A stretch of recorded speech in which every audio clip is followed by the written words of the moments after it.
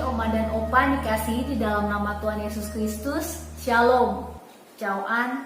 Puji Tuhan, hari ini kita boleh bersekutu lagi di dalam persekutuan usia indah. Kita mau menyanyi, memuji, memuliakan nama Tuhan, mendengarkan kebenaran firman Tuhan, dan juga menaikkan doa-doa permohonan kita. Mari kita awali persekutuan kita pada hari ini dengan menyanyikan lagu Ku Berlutut di Hadapan Tuhan.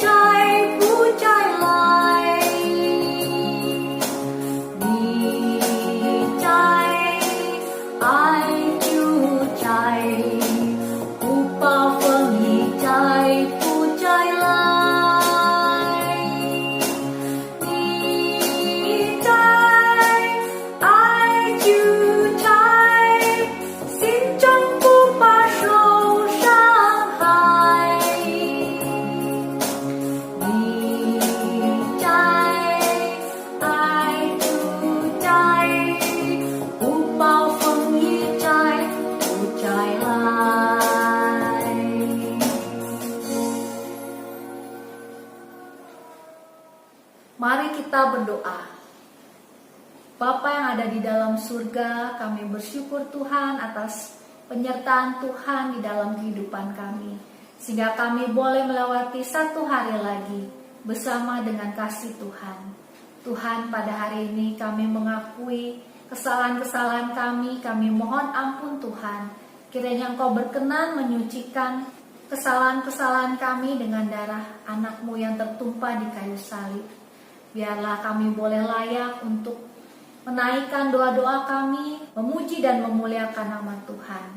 Tuhan, kiranya Roh Kudus boleh beserta kami pada hari ini sehingga mata hati kami boleh terbuka dan melihat kebenaran firman Tuhan. Berkatilah Tuhan semua yang mendengarkan di dalam persekutuan ini. Juga Engkau memberikan berkat kepada hamba-Mu, Guru Injil Tony Lai, sehingga kebenaran firman Tuhan boleh disampaikan dan boleh dimengerti oleh jemaat Tuhan di persekutuan usia indah ini. Terima kasih Tuhan, dalam nama Tuhan Yesus Kristus kami sudah berdoa dan mengucapkan doa syukur kami. Amin. Oma dan Opa, mari kita menaikkan lagu Manis Kau Dengar, biar puji-pujian yang datang dari hati kita boleh terdengar manis di telinga Tuhan kita.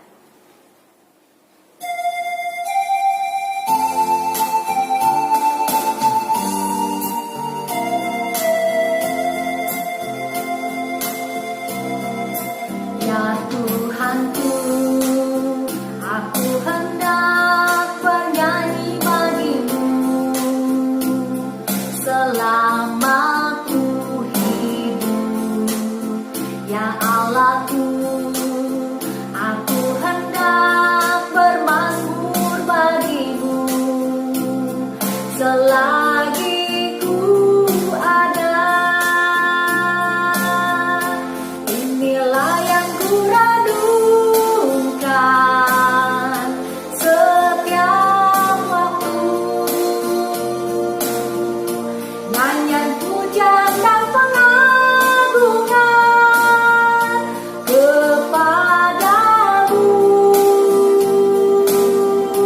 Biarlah manis kau dengar Tuhan, manis kau dengar Tuhan, dan hatiku bersuka karenamu.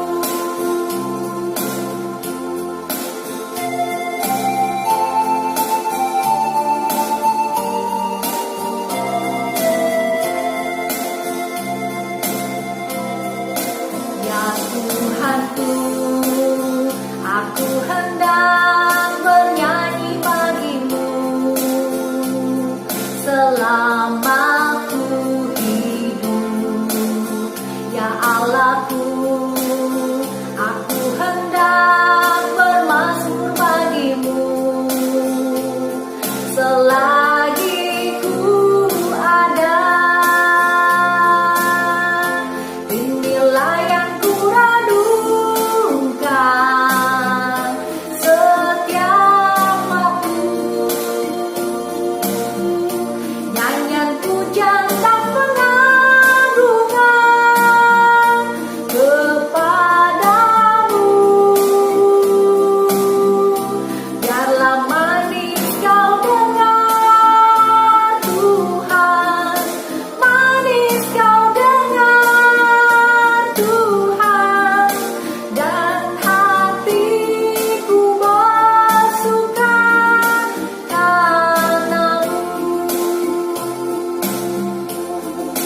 Dan hatiku bersuka karenamu.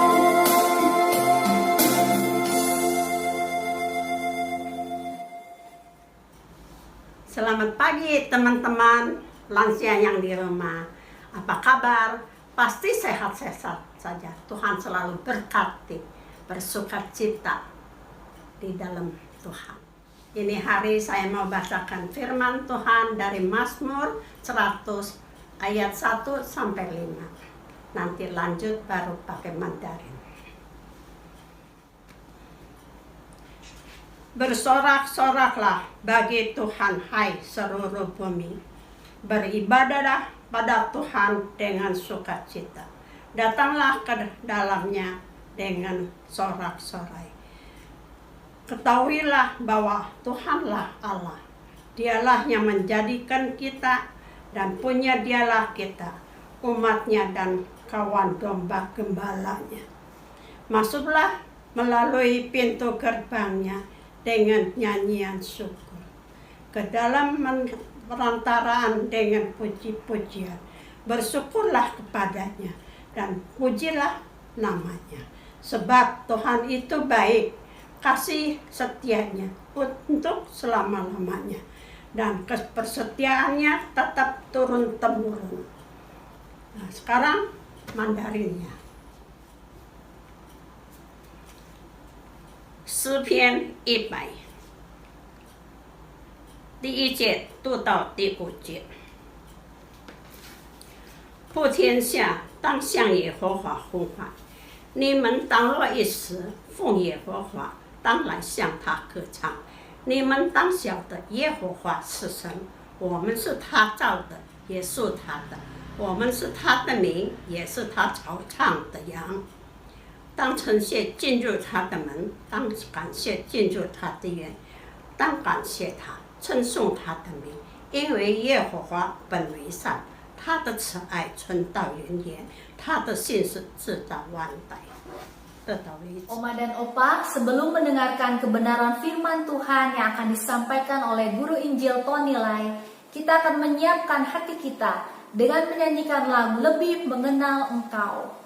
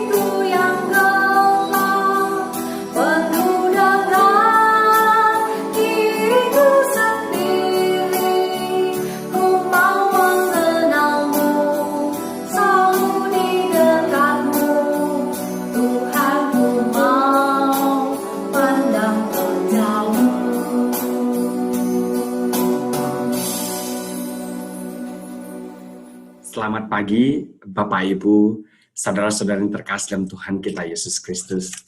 Kita mengucap syukur karena pada pagi hari ini Tuhan masih memberikan kesempatan kepada kita untuk bersama-sama merenungkan kebenaran firman Tuhan. Perenungan firman Tuhan pada pagi hari ini yaitu terambil dalam kitab Keluaran pasal yang ke-15 ayat 22 hingga ayat yang ke-27. dengan tema mengubah kehidupan yang pahit menjadi manis. Saya akan membaca ayat firman Tuhan ini. Keluaran pasal 15 ayat 22 hingga ayat yang ke-27. Musa menyuruh orang Israel berangkat dari Laut Teberau. Lalu mereka pergi ke padang gurun Shur. 3 hari lamanya mereka berjalan di padang gurun itu dengan tidak mendapatkan air. Sampailah mereka ke Mara. Tetapi mereka tidak dapat meminum air yang di Mara itu karena pahit rasanya. Itulah sebabnya dinamai orang tempat itu Mara. Lalu bersungut-sungutlah bangsa itu kepada Musa. Kata mereka, apakah yang akan kami minum? Musa berseru-seru kepada Tuhan. Dan Tuhan menunjukkan kepadanya sepotong kayu. Musa melemparkan kayu itu ke dalam air. Lalu air itu menjadi manis. Di sanalah diberikan Tuhan ketetapan-ketetapan dan peraturan-peraturan kepada mereka. Dan di sanalah Tuhan mencoba mereka. Firman-Nya, jika kamu sungguh-sungguh mendengarkan suara Tuhan Allahmu dan melakukan apa yang benar di matanya, dan memasang telingamu kepada perintah-perintahnya, dan tetap mengikuti segala ketetapannya, maka aku tidak akan menimpakan kepadamu penyakit manapun yang telah kutimpakan kepada orang Mesir. Sebab aku, Tuhanlah yang menyembuhkan engkau. Sesudah itu sampailah mereka di Elim. Di sana ada 12 mata air dan 70 pohon korma. Lalu berkemahlah mereka di sana di tepi air itu. Mari kita berdoa. Tuhan, terima kasih Bapa di surga. Kami bersyukur Tuhan, Engkau Allah yang begitu mengasihi kami. Engkau masih memberikan kesehatan yang baik kepada kami. Engkau masih memberikan nafas hidup kepada kami. Dan Tuhan, sekarang ini kami akan bersama-sama mendengarkan kebenaran firman Tuhan. Oh Bapa di surga, keadaan dunia yang semakin kacau karena COVID-19. Biarlah firman-Mu sendiri yang akan meneguhkan iman kami. Biarlah firman-Mu sendiri yang akan memberikan kekuatan kepada kami untuk menghadapi dunia yang tidak pasti ini. Oh Tuhan, pimpin sertai kami. Biarlah firman-Mu boleh menguatkan kami. Biarlah firman-Mu boleh menjadi terang bagi kaki kami. Oh biarlah firman-Mu Tuhan sekali lagi boleh menjadi tameng dalam hidup kami. Biarlah pada saat kami menjalani hidup yang tidak pasti ini, kami tetap bersandar kepada Engkau. Terima kasih Tuhan. Berkati hamba-Mu juga akan menyampaikan kebenaran firman Tuhan ini. Baiklah apa yang disampaikan oleh hamba-Mu sesuai dengan kebenaran firman Tuhan.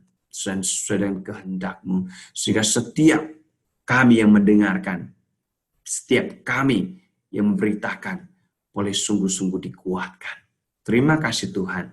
Pimpin sertai kami. Dalam nama Tuhan kami Yesus Kristus kami berdoa dan mengucap syukur. Amin. Bapak Ibu saudara sekalian, seandainya Anda diminta menggambarkan kehidupan ini, gambaran seperti apa yang terbayang dalam benak Bapak Ibu saudara sekalian?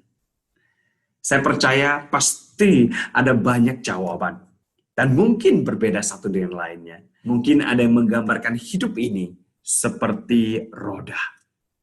Kadang kita di atas, kadang kita di bawah. Seperti kehidupan kita. Kadang kita bersuka cita, kadang kita berduka cita. Mungkin ada yang membayangkan kehidupan seperti menulis pada selembar kertas. Karena apa yang kita lakukan, pikirkan, katakan, seperti menulis di atas lembar kertas, menentukan hasilnya dan tidak dapat dihapus. Semua penggambaran ini tidak ada yang salah. Karena setiap penggambaran berasal dari cara kita memandang kehidupan itu sendiri. Ada juga yang menggambarkan kehidupan itu seperti segelas kopi. Mengapa? Karena dia melihat bahwa kehidupan tidak dapat dipisahkan dari pergumulan, kesulitan, masalah, dan lain sebagainya. Kadang-kala hal itu menimbulkan rasa pahit dalam hati. Sama seperti segelas kopi yang ketika diminum meninggalkan pahit. rasa pahit di lidah. Tidak heran kalau ada begitu banyak orang yang kalau boleh memilih, menginginkan kehidupan yang lancar tanpa masalah. Namun kenyataannya, tidak ada seorang pun yang dapat menghindari yang namanya kesulitan atau pergumulan. Seperti yang terjadi pada seorang ibu di India, yang setelah kehilangan anak tunggalnya yang berumur 11 tahun, perasaannya sangat-sangat hancur, sehingga membuat dia menyalahkan Tuhan dan manusia yang ada di sekitarnya. Sampai akhirnya dia menemukan seorang yang bijak dan mohon kepada dia untuk membangkitkan anaknya kembali. Setelah orang bijak ini mendengarkan kepedihan, kecewaan, dan permohonan dari ibu ini, lalu ia meminta ibu ini untuk mencari 3 biji sesawi. Setelah mendapatkan 3 biji sesawi ini, maka orang bijak ini baru akan membangkitkan kembali anaknya yang mati itu.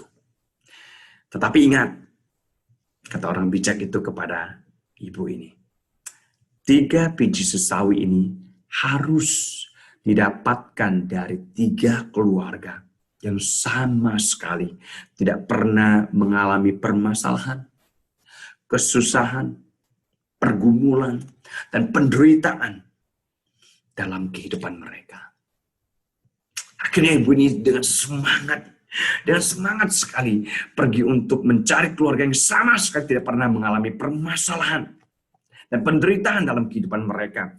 Karena dia ingin supaya anaknya bisa dibangkitkan kembali. Tapi apa yang terjadi? Setelah 1 minggu kemudian, akhirnya ibu ini kembali untuk bertemu dengan orang bijak ini. Dan 1 biji sesawi pun, 1 biji sesawi pun tidak didapati di tangannya. Orang bijak itu kemudian bertanya kepada ibu itu, mengapa ia tidak mendapatkan biji sesawi itu? Dan ibu ini menjawab, saya menemukan ternyata tidak ada seorang keluarga pun yang tidak pernah mengalami kesulitan dan penderitaan. Dan saya juga menemukan banyak keluarga yang kehidupannya lebih sulit dan menderita daripada saya. Akhirnya ibu ini tidak pernah lagi meminta orang bijak itu untuk membangkitkan anaknya.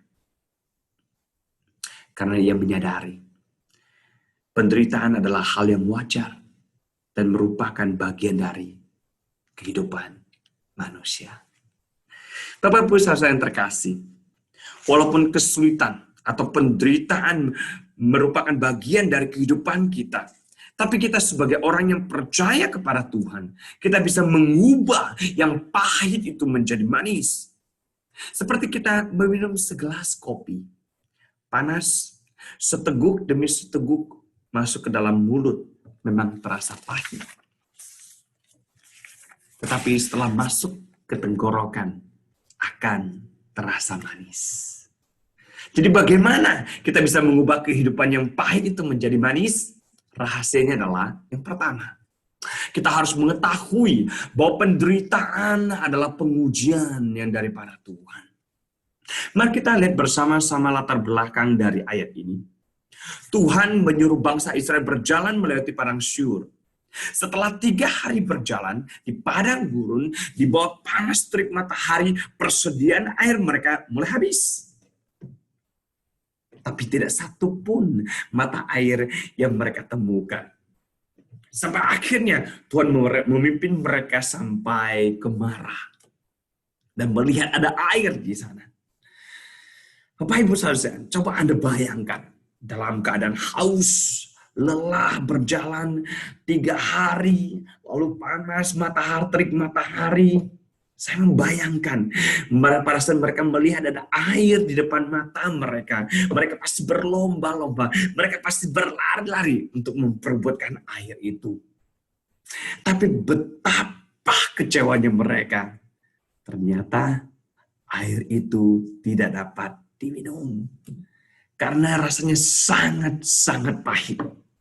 Bayangkan, dalam keadaan haus dan lelah, sepertinya mereka sudah memiliki harapan ini. Tapi ternyata berakhir pada kekecewaan. Tapi mereka bukan hanya kecewa. Mereka juga bersungut-sungut kepada Musa. Yang berarti juga pada saat itu mereka bersungut-sungut kepada Tuhan. Yang telah memimpin mereka. Yang telah membawa mereka. Pada saat itu. Saya bisa merasakan kekecewaan itu. Karena saya juga pernah mengalaminya. Waktu saya baru pulang dari Taiwan, waktu saya habis menyelesaikan MDiv saya pulang ke Taiwan, saya pulang ke Indonesia. Ya, pulang ke Indonesia, lalu saya tinggal dengan papa angkat saya, Pendeta Yosef Chong. Waktu itu beliau tinggal di Pademangan. Tahu, keadaan di Jakarta panas yang minta ampun. Ya, jadi waktu itu adik saya pergi sekolah di IPK. Saya harus pagi pergi antar lalu jemput siangnya. Waktu itu saya masih ingat pada saat itu panas sekali. Saya harus bawa motor ya, motor panas-panas pergi jemput dia. Ternyata dia masih harus tunggu dia. Tunggu. Oh, hari makin panas. Ya. Akhirnya udah ketemu, lalu kita cepat-cepat pulang. Waktu itu cepat-cepat masuk ke rumah. Hal satu yang saya lakukan. Apa itu Bapak Ibu sekalian? Kalian tahu? Saya cepat-cepat buka kulkas. Waktu saya buka kulkas, saya lihat, ada botol Coca-Cola. Dan ada isinya. Senangnya minta ampun. Tanpa pikir panjang, saya buka botolnya. Saya langsung minum. Tapi apa yang terjadi? Waktu saya minum, saya muntah-muntah keluar. Ternyata botolnya memang botol Coca-Cola, tapi isinya adalah air yang pahit sekali. Waktu itu mama angkat saya, Evangelis Nani Ariati Husin, dia itu ada sakit sedikit kencing manis. Jadi dia godok dari kayu-kayuan, air dari kayu-kayuan. Coba bayangkan dari kayu-kayuan lalu digodok lalu dimasukkan ke dalam botol Coca-Cola. Kata mama saya, kenapa dimasukkan dalam botol Coca-Cola? Saya bilang.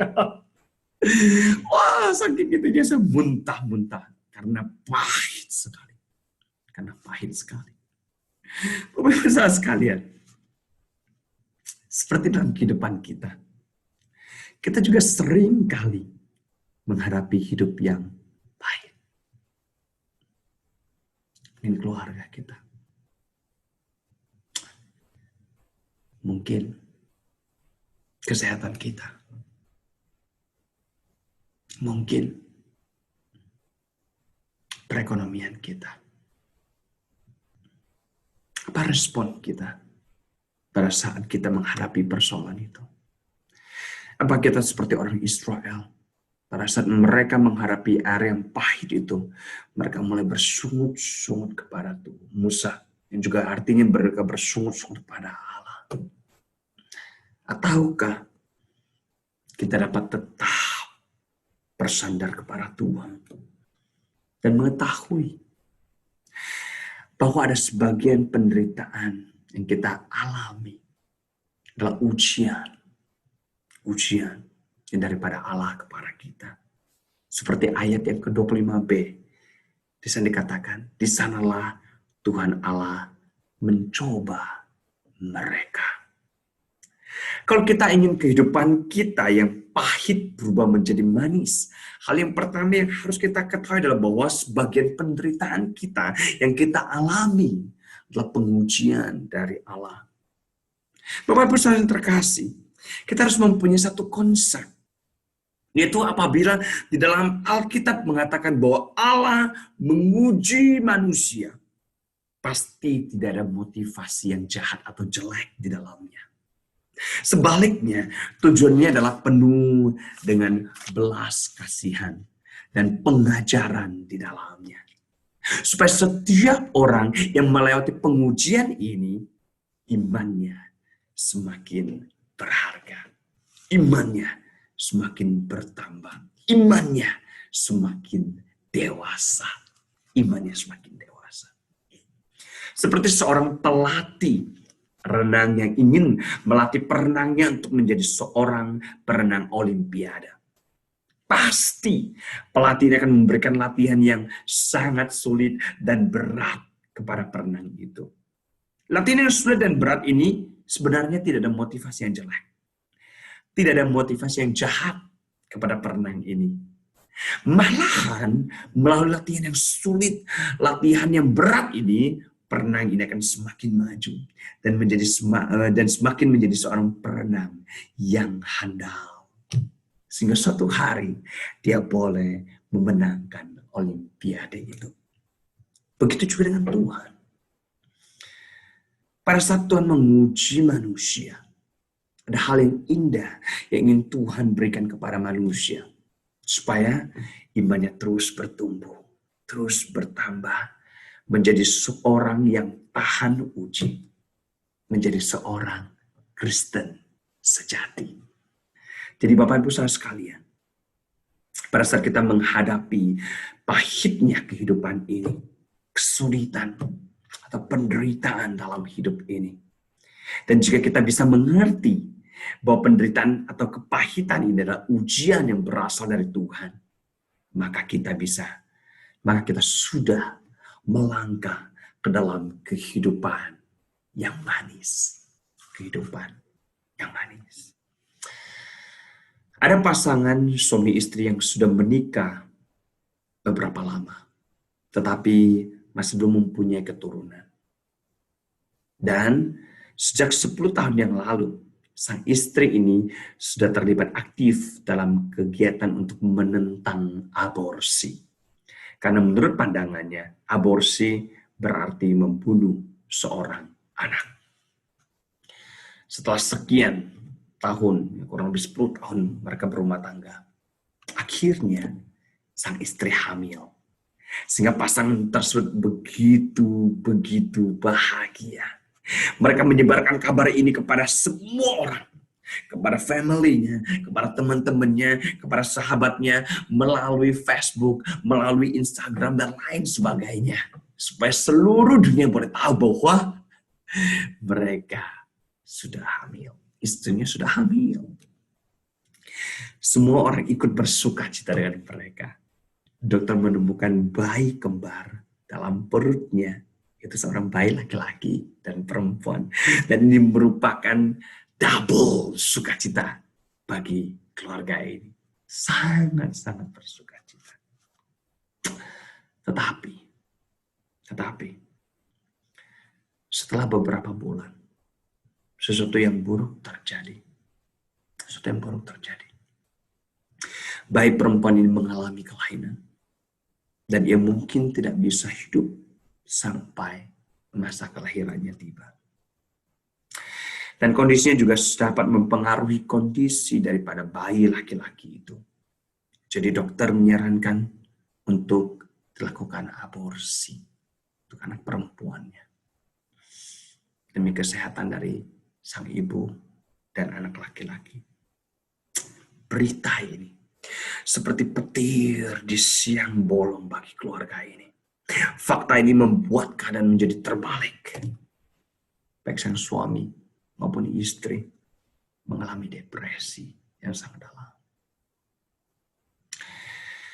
Bapak-Ibu saudara sekalian, bukankah 5 bulan yang lalu mereka dengan bersuka cita karena Tuhan bukan hanya saja memberikan 1 anak, tapi mereka diberikan anak kembar. Mereka masih memuji dan menyembah Tuhan, berterima kasih kepada Tuhan. Tapi keadaan sekarang ini, mereka seperti berada di dalam lembah kekelaman. Hal ini juga terjadi pada orang Israel. Sebenarnya 3 hari yang lalu, mereka baru saja memuji dan menyembah Tuhan. Karena Tuhan memberikan mujizat yang besar kepada mereka. Yaitu dengan membelah Laut Golsom. Dan mereka melewati Laut Golsom itu dengan tanah yang kering. Tapi setelah baru berjalan 3 hari kemudian, mereka sudah dihadapkan dengan masalah air pahit. Masalah air pahit. Tapi ada perbedaan antara suami istri dan orang Israel ini. Yaitu mereka tidak bersungut-sungut kepada Tuhan. Melainkan mereka tetap tegar. Dengan tegar mengikuti jalannya Tuhan. Walaupun lingkungan di sekitarnya menganjurkan kepada pasangan tersebut untuk mengaborsi anak perempuan itu. Tapi ketika sang istri semakin mendekatkan diri kepada Tuhan, tiba-tiba dia tersadar bahwa Tuhan pasti memiliki rencana di balik semua ini. Hal ini membuatnya menjadi lebih tabah. Pasangan ini berusaha keras untuk menerima fakta ini. Dan mereka tetap tidak mau mengaborsi anak perempuan itu. Pada mulanya mereka memohon keajaiban supaya bayinya disembuhkan. Tapi kemudian mereka tahu bahwa mereka seharusnya memohon agar diberikan kekuatan untuk menghadapi apapun yang terjadi. Karena mereka yakin Tuhan pasti punya rencana sendiri dalam kehidupan mereka. Keajaiban terjadi. Dokter mengatakan bahwa anak perempuan ini cukup sehat untuk dilahirkan. Tetapi dia tidak akan bertahan hidup lebih dari 2 jam. Lebih dari 2 jam. Hari kelahiran tiba. Sang istri berhasil melahirkan kedua bayinya dengan selamat. Pada momen yang sangat berharga tersebut, sang suami menggendong Anne. Mereka memberikan anak perempuan ini namanya Anne dengan sangat hati-hati. Anne menatap ayahnya dan tersenyum dengan manis. Senyuman anak perempuan ini tidak akan pernah terlupakan dalam hidupnya. Walaupun anak perempuan ini hanya bisa bertahan selama 6 jam.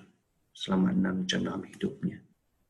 Tapi kedua orang tuanya merasa sangat-sangat berbahagia. Sangat-sangat berbahagia. Dan mereka bisa menerima hal ini. Karena mereka tahu rencana Tuhan yang terbaik dalam hidup mereka. Dan ternyata di rumah sakit yang sama ada anak yang membutuhkan donor organ tubuh. Sehingga kedua orang tua dari anak ini mendonorkan organ tubuhnya kepada anak yang membutuhkan itu. Mungkin itulah rencana terindah Tuhan dalam keluarga suami istri ini. Bapak Ibu Saudara yang terkasih, bagaimana dengan kehidupan kita? Saya percaya setiap kita mempunyai pergumulan hidup dalam keluarga, hubungan suami istri, anak, cucu, mungkin perekonomian, mungkin sakit penyakit yang kita derita. Kita punya penderitaan ini. Tapi bagaimana kita memandangnya? Bagaimana kita melihatnya? Bapak Ibu Saudara yang terkasih, pada saat kita bisa melihat bahwa penderitaan atau pahit kehidupan dalam hidup kita ini adalah ujian dari Tuhan. Dan mengetahui Tuhan mempunyai hal yang indah dalam ujian itu, maka kita sudah melangkah dari pahit menuju ke dalam kehidupan yang manis. Kehidupan yang manis.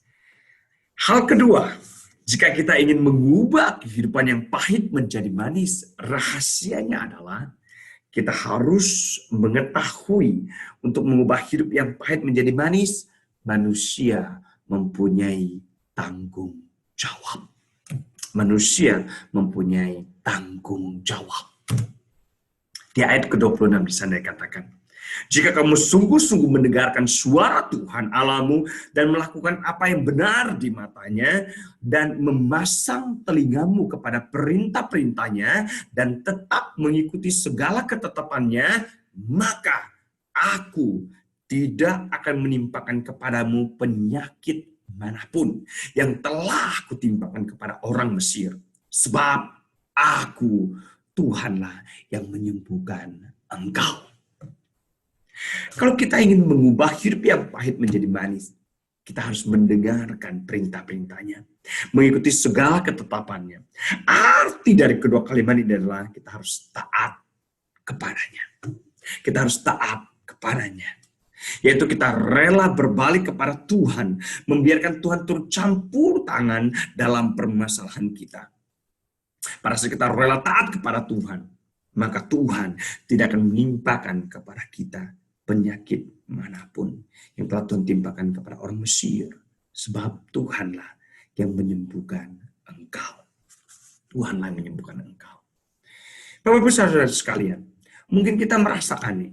Mengapa di ayat ini Tuhan menggunakan ilustrasi seperti dokter. Dan di ayat 26 juga mengatakan tentang penyakit. Dan juga hal ini apa hubungannya dengan kehidupan yang kita hadapi. Saya kira Tuhan sedang mengungkapkan, sedang memberitahukan kepada kita bahwa kita ini seperti orang sakit. Dan Tuhan adalah dokternya. Dia ingin mengobati sakit kita. Sehingga kita bisa menjadi lebih sempurna. Lebih sempurna. Dan obat yang diberikan kepada kita adalah obat yang pahit.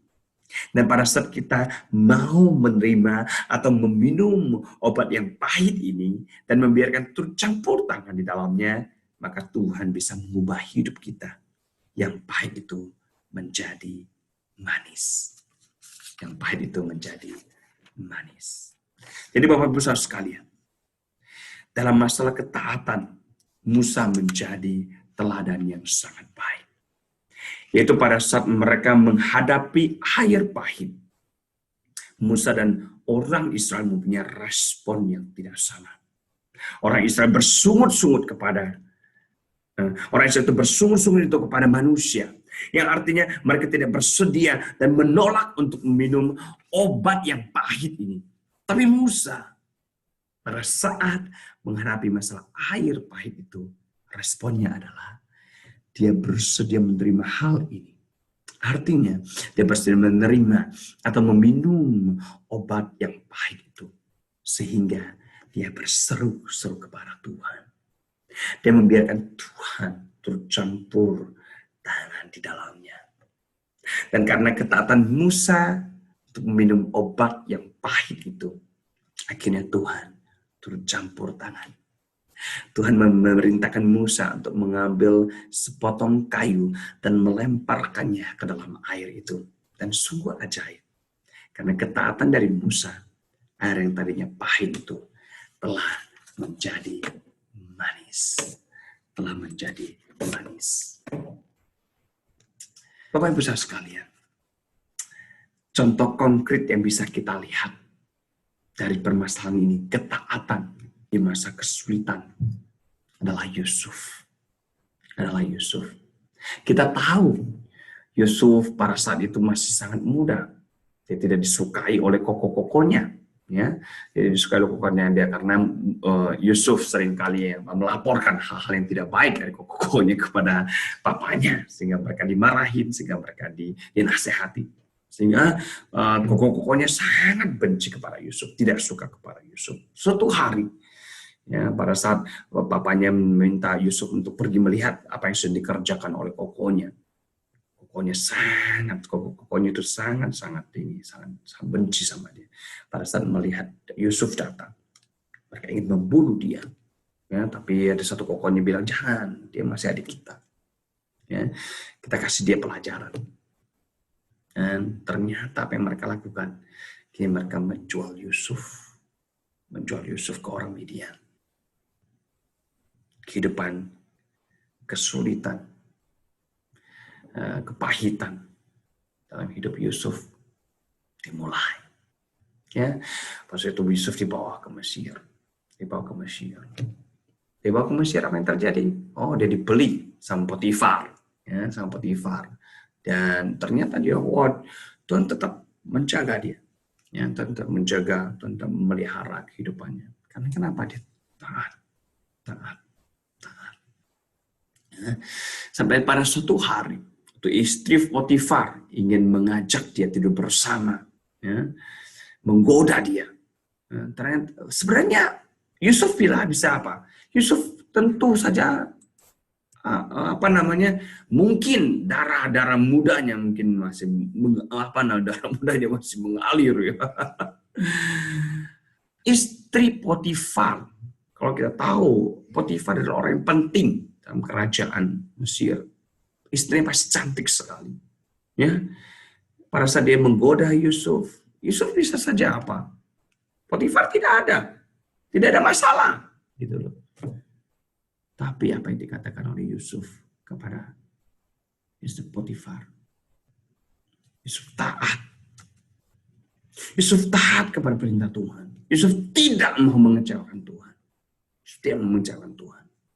Sehingga di ayat di pasal ketiga Genesis, di Kejadian pasal 39 ayat 9, Yusuf berkata kepada perempuan ini, kepada istri Potifar ini, bagaimanakah mungkin aku melakukan kejahatan yang besar ini dan berbuat dosa kepada Allah? Itu adalah ketaatan Yusuf. Dia tidak mau hidupnya tercelah. Dia mau hidupnya kudus di hadapan Tuhan. Bapak Ibu Saudara sekalian, kita melihat karena ketaatan dari Yusuf ini, walaupun dia hidup menderita, walaupun dia hidup tersiksa, tapi ketaatannya kepada Allah, Tuhan perhitungkan akan masalah ini. Tuhan perhitungkan akan masalah ini.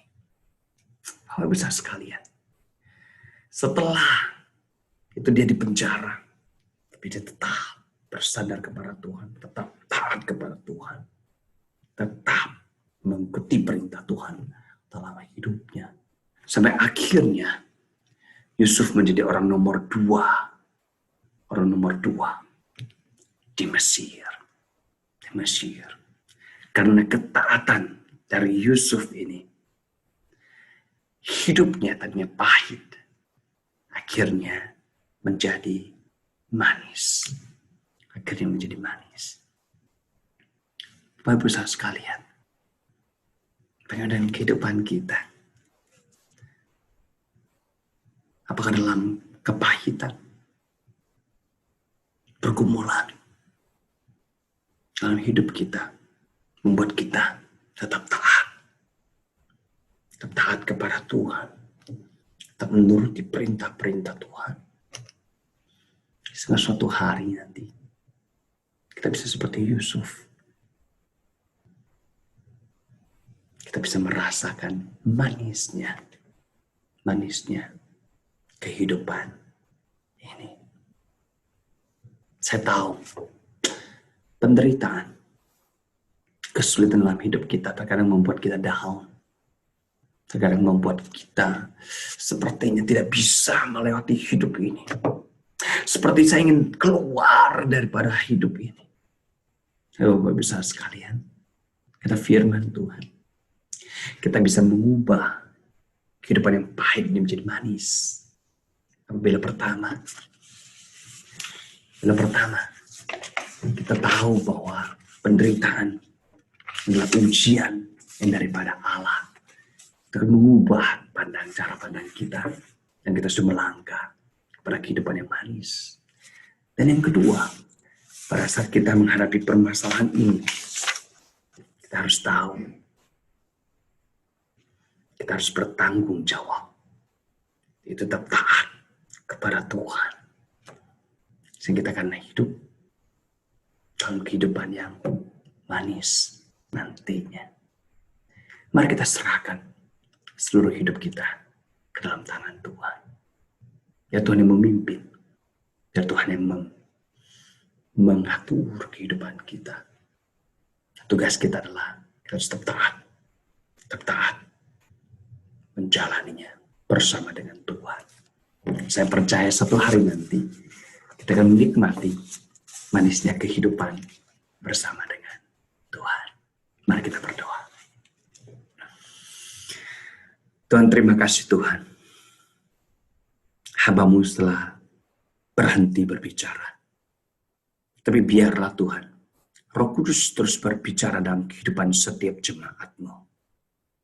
Sehingga mereka boleh terus bertumbuh iman mereka melalui firman Tuhan yang mereka dengarkan. Pimpin sertai mereka Tuhan. Sekarang ini mereka sedang menghadapi berbagai macam kesulitan, penderitaan dalam hidup mereka. Biarlah mereka boleh terus memandang kepada Engkau. Biarlah mereka boleh terus taat kepada Engkau. Dan biarlah mereka boleh tahu bahwa penderitaan yang mereka hadapi sekarang ini ujian daripada Engkau juga Tuhan. Untuk membuat mereka lebih dewasa. Untuk membuat iman mereka terus bertumbuh. Terima kasih Tuhan. Terima kasih. Dalam nama Tuhan kami Yesus Kristus kami berdoa dan mengucap syukur. Amin. Tuhan berkati Bapak Ibu saudara sekalian. Sampai jumpa. Puji Tuhan, kita sudah mendengarkan kebenaran firman Tuhan.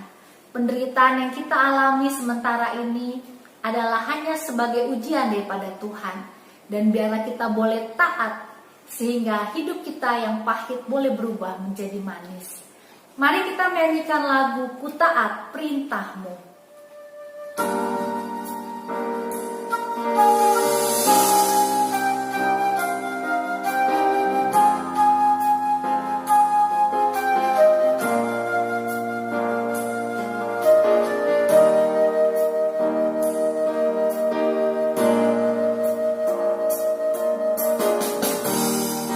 Taat perintah-Mu, sabar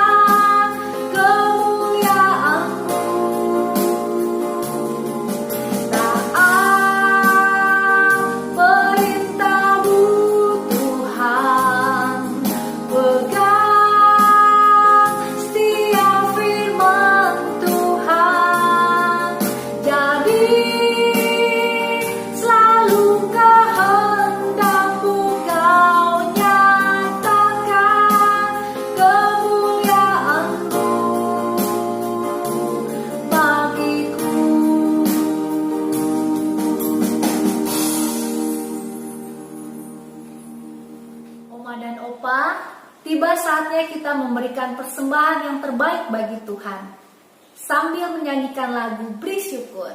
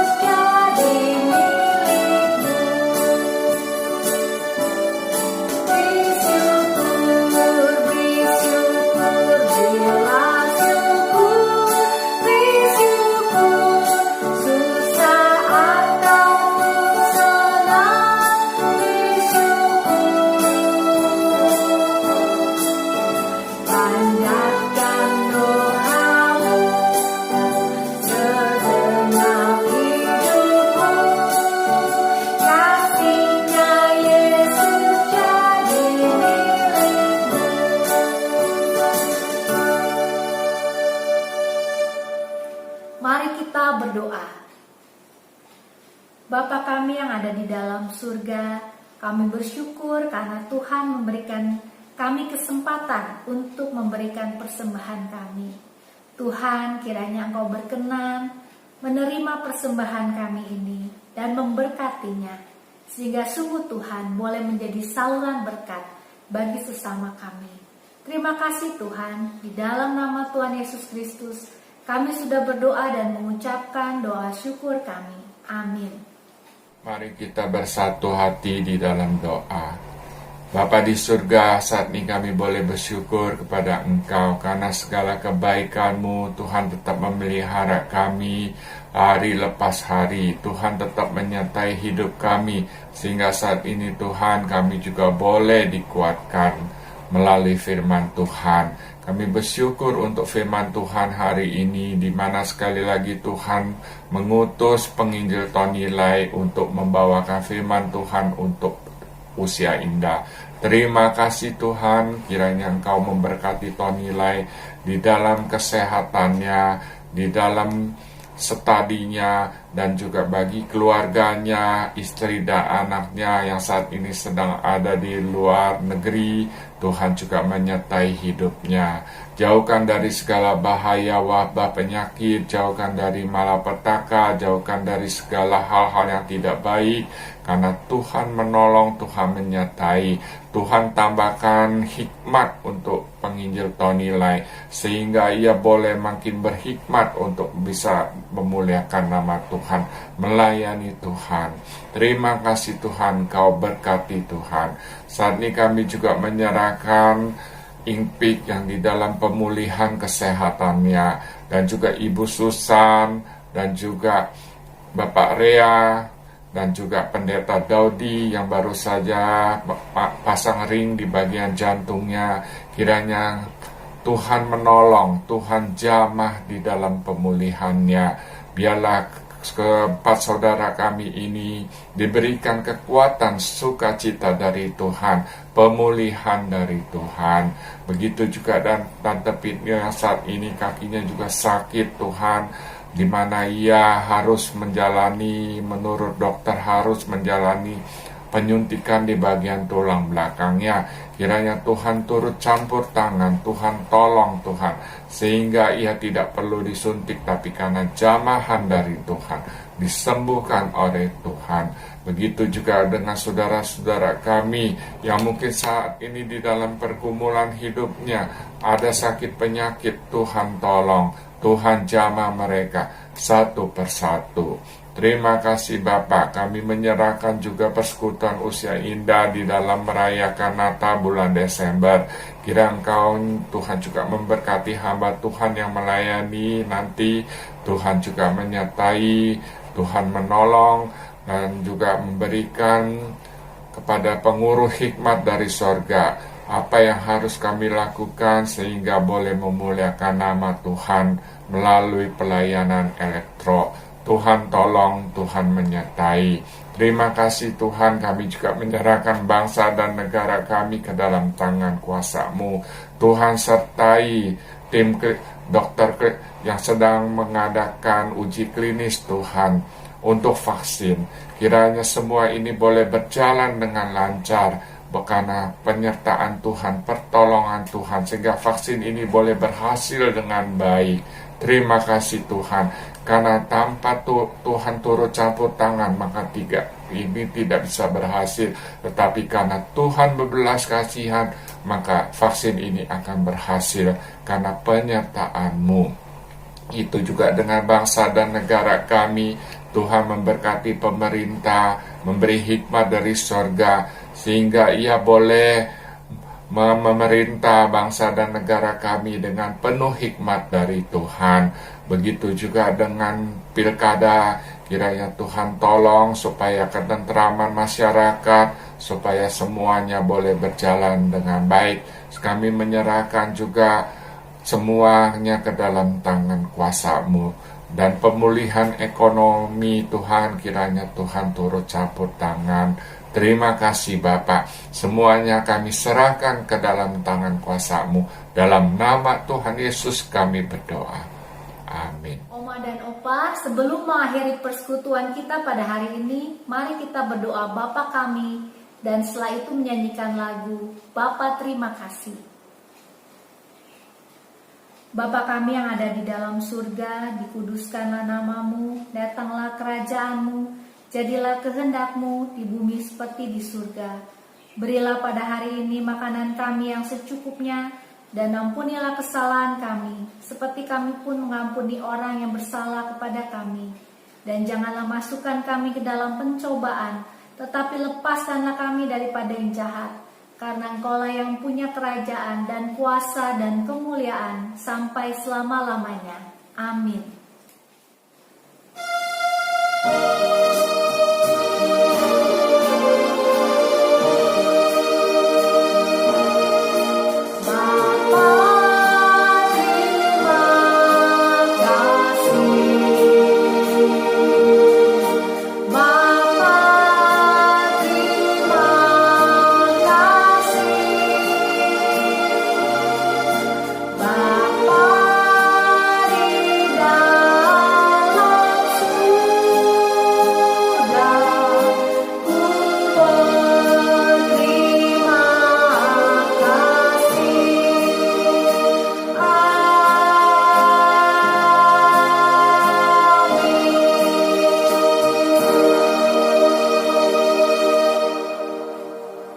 Persekutuan telah selesai. Tuhan Yesus memberkati.